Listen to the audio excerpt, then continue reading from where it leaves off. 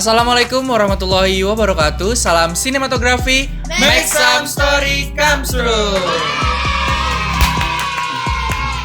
Ya, halo teman-teman, balik lagi bersama gue Syaban, sama gue Doni, sama aku Kia. dan kita kedatangan wajah baru. Siapa ya?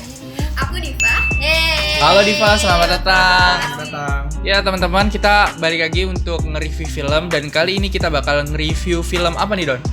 Kita bakal nge-review film dalam negeri. Tapi kualitasnya nggak kalah keren. Parah banget. Film Keren internasional banget. kemarin, karena film ini udah masuk ke dalam Ranah internasional. ranah internasional. Film apa tuh? Film Marlina, Si pembunuh empat babak. Nah, jadi untuk film Marlina si pembunuh empat babak ini kan disutradari oleh Molly Surya Oke.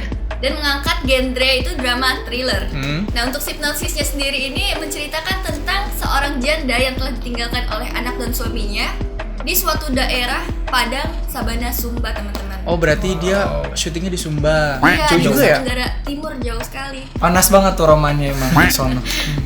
Namun, di perjalanan Marlina ini tidak berjalan dengan mulus. Ada sekali banyak rintangan dari para pendatang, kita sebut sebagai perampok, yaitu ada 7 perampok yang datang ke rumahnya dan melakukan hal yang tidak baik kepada Marlina, sehingga Marlina menyimpan dendam dan membunuh mereka. Tapi yang kebunuh itu baru ada 5 orang dan salah satunya adalah Markus. Siapa tuh itu Markus? Adalah bosnya, bos dari Kirain geng pemain ini. bola. Beda lagi, Kak. Oh, beda lagi. Nah, kemudian pala dari Markus ini dibawa ke kantor polisi untuk Marlina tindak lanjuti mengenai keadilan. Kepala, maksudnya kepala apa nih? Kepala. Kepala benar kepala buntu. Wah, berarti itu dipenggal dong, Kak. Iya. Nah, oleh sebab itu 2 teman yang telah Kepala buntung. berhasil lolos ini, dia mengejar Marlinanya ini di perjalanan. Dan ada kisah horor juga sih, sedikit horor di sini. Yaitu saat Marlina di perjalanan itu diikuti oleh sosok Markus yang tanpa kepala ini. Berarti Ngeri si banget. Markus ini masih hidup dong? Markus ini ya kayak hantu gitu sih. Oh, ya Wah, jadi ngeri udah dipenggal tapi dia tetap ngejar-ngejar Iya, Marlina. itu serem Minta banget. kepalanya gitu loh. Bikin penasaran juga sih ya. Serem banget pokoknya. Tapi kayaknya ini juga salah satu yang gue denger sih, ini kayak kisah nyata juga sih yang ada di Sumba. Kenapa? Karena menurut sutradaranya ya, yang kalau nggak salah itu dia sejak tahun 1986 dan 2004 itu emang banyak kejadian di Sumba itu kayak yang tadi. Pokoknya si film Marlina ini menceritakan tentang the real story banget dari daerah Sumba, karena yang kepalanya dipenggal, sama karena daerah Sumba itu kan memang perempuannya tuh Tangguh-tangguh ya. iya tangguh-tangguh, sampai akhirnya ya terjadilah seperti itu kan. Dan akhirnya si film Marlina ini muncul dan mengangkat kisah Cerita dari Sumba ini. Berarti film itu datang dari hasil riset dari sutradaranya itu. Wah, keren banget. Keren sih, banget. saudara. Untuk karakter film sendiri gimana sih di film Marlina itu?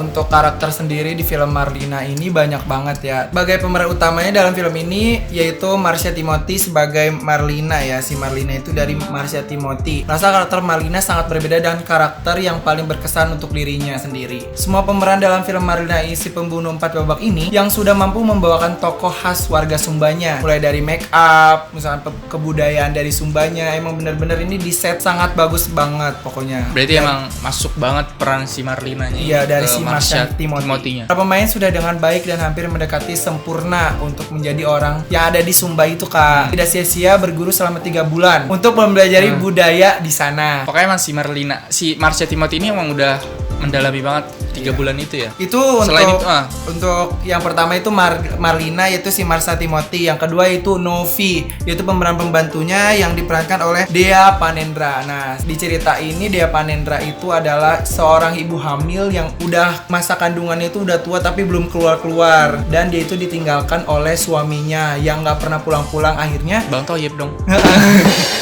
dan akhirnya dia bertemu dengan Marlina di jalan yang lagi megang-megang apa tuh kepala ya. Dan akhirnya di situ karena si Novi ini mungkin kasihan sama Marlina, akhirnya dia membantu dan apa ya namanya, dan ikut Menolong. Iya, ikut menolong dalam perjalanan si Marlina ke kantor polisi ini. Berarti emang di sana kayak ada itu nggak sih, ada kendaraan gitu nggak sih? Ada, cuman jarang banget. Jarang banget. Dan itu kendaraan. orang di sana itu bisa nunggu sejam atau 2 jam lebih untuk kendaraan itu. Emang gersang banget sih di sana juga. Aduh, parah banget. Yang ketiga yaitu Markus. Nah, si Markus ini yaitu tadi udah dibilang sama Diva. Kakak Diva ya.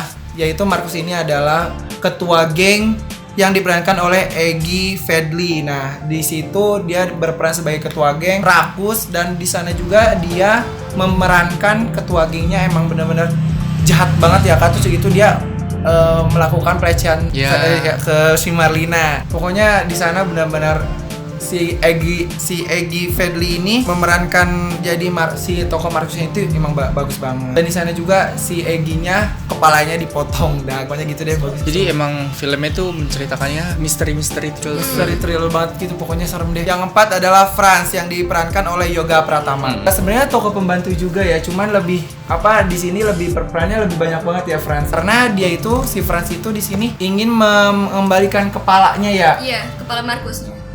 Karena kenapa sih Kak? Karena dia itu kayak lah bos, kalau kata orang sana ya, bos gue kok bisa diginiin gitu sama orang, apalagi perempuan gitu kan, sama sosok perempuan. Jadi dia ingin mengembalikan kepalanya itu. Ganteng.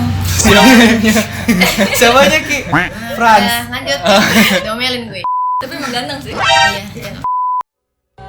Nah, dari karakter film, terus kayak di Sumba itu kan emang bagus banget kan ya. Dan dari segi sinematografinya juga di film tersebut emang kelihatannya tuh emang dapet banget sinematografinya. Kalau dilihat dari segi sinematografinya itu gimana sih, Div? Dari sinematografinya ya.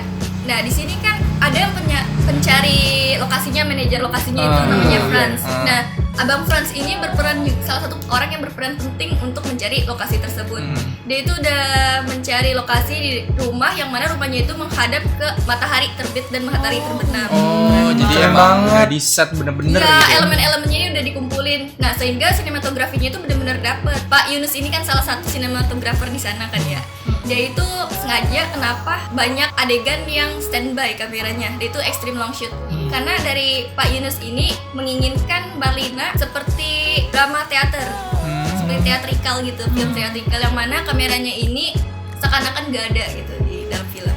Kayak still banget gitu ya, dari jauh bener-bener kelihatan. Pemandangan juga bagus banget sih di sana di Tenggara Timur ya. Sumba. Dan itu alasan salah satu kenapa mereka mengambil extreme long shoot, ingin memperkenalkan keindahan dari Sumbahnya itu sendiri. Berarti emang mau shoot memperlihatkan betapa bagus banget Sumba. Selain kita membuat film, tapi kita juga harus mempromosikan keindahan Indonesia. Apalagi kan ini film udah ke ranah internasional kan. Nah, terus untuk kesan dan pesan dalam film ini juga ya termasuk keren juga sih ya. Banyak banget sih pelajaran yang bakal dapat diambil dari film ini. Dari musiknya juga pun ya, enak aja sih, kayak bener-bener kayak teater banget nggak sih? Iya, terus itu emang tradisional banget gak sih, kayak teng kayak musiknya tradisional. Kayak musik Latin. Dan salah satu hal yang berkesan menurut aku pribadi ya, itu saat si Marlina ini menggunakan kuda. Dan itu benar-benar dari pengambilan gambarnya, keren banget ya, angle-anglenya dapet banget sinematografinya. Terus kayak ada meta apa tuh yang kayak sehari ini diomongin, Fata Morgana aku kan. Fata Morgana. Nah, Fata Morgana ada. Benar-benar Fata Morgana blu gitu. Pokoknya kalian harus lihat deh. Nonton pokoknya. Ya, pokoknya menceritakan tentang kenyataan bahwa si perempuan itu sampai saat ini pokoknya masih jadi aja sih korban kayak kekerasan gitu kan, padahal ya nggak boleh seperti itu. Dari segi ratingnya, nah ngomong soal rating berapa nih kira-kira? Dari siapa dulu nih? Dari siapa dulu enaknya? Dari Kia ya?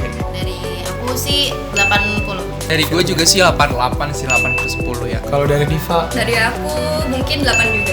Kalau dari gua sendiri sih emang udah nonton film Marlina ini udah 3 kali ya. Udah banyak deh pokoknya gua nonton film ini ulang-ulang lagi, emang karena emang sinematografinya bagus. Udah 8 tetep. Berarti itu membuktikan bahwa ya emang filmnya bagus gitu. Iya, apalagi bagus. film ini emang udah go internasional dan mendapatkan penghargaan apa sih Kak? Penghargaan apa sih? Kak? Ya kan mereka kan dapat penghargaan. Di mana sih? 4 penghargaan, beberapa ya, 4 penghargaan. Di antaranya itu seperti seleksi festival film The Cannes, New Zealand International Festival, Melbourne International Film Festival, dan terakhir Toronto International Film Festival. Oh ya, dan apalagi ini kan the first pertama kali dia ditampilin itu di luar negeri jadi guys. Jadi mereka itu nggak langsung ditampilin di Indonesia, tapi emang produksi untuk mengikuti film festival di luar negeri. Iya, jadi film ini ada kerjasamanya dengan Thailand, Prancis, Malaysia, dan Singapura. Wah, pokoknya dan ditayangkan ke 18 negara lainnya. Wow, keren banget. Harus bangga kita harus sebagai bangga Indonesia. Udah sampai go internasional, semoga aja banyak film-film Indonesia lagi yang bakal kayak gini ya. Iya, coba harus go internasional. Bisa nggak lu? Insya Allah ya. Bisa nanti CCG IG. Oh iyalah, Oh iya, harus cek lah. juga harus lah, makanya yang nonton juga harus bikin, ya nggak? Apalagi kan kreativitas sekarang kan nggak terbatas. Iya betul banget. Ya pokoknya film itu emang keren banget. Recommended banget buat kalian semua yang emang belum nonton film Marlina ini. Apalagi yang suka yang namanya sinematografi banget, lihat cara-cara ini ya pengambilan gambarnya, angle-angle-nya. Terus yang buat pengen bisa yang misalnya jadi aktor nih, yang jadi pengen jadi artis-artis nih. Di sini tuh juga bagus banget karakter-karakternya, mendalam peran-perannya itu bagus banget sih di sini. Best banget pokoknya film Marlina. Ya pokoknya Marlina pembunuh dalam 4 babak ini menjadi film yang mendobrak style film Indonesia ke go internasional. Buat kalian semua yang memang penasaran apa sih konten-konten film-film selanjutnya yang bakal kita bahas, jadi jangan lupa di subscribe. Like Komen. And share. ke teman-teman kalian. Iya benar. Oke guys, jadi kalian sudah mendengarkan nih beberapa review dari kita pribadi ya, secara pribadi dari pandangan kita pribadi. Iya, betul. Yang memang ya emang benar-benar dari pandangan kita pribadi. Pokoknya Iya. film Marlina si pembunuh 4 babak ini emang rekomendasi film yang harus kalian tonton. Kenapa? Karena salah satu film Indonesia yang udah go internasional, yang sudah tadi dijelaskan mendapatkan beberapa penghargaan dari internasional juga. Pokoknya buat kalian semua yang emang terus mau tahu konten-konten apa yang akan kita review, yang akan kita buat, pokoknya masih banyak lagi ya. Kayak buat kalian semua yang terus untuk mereview film-film yang terbaru maupun film-film yang menurut kita bagus, pasti kita akan review, ya nggak? Betul banget. Pokoknya buat kalian semua jangan lupa di subscribe, Di like. Komen and share. dan sampai jumpa lagi di review selanjutnya. Salam sinematografi, make some story comes true. Assalamualaikum warahmatullahi wabarakatuh.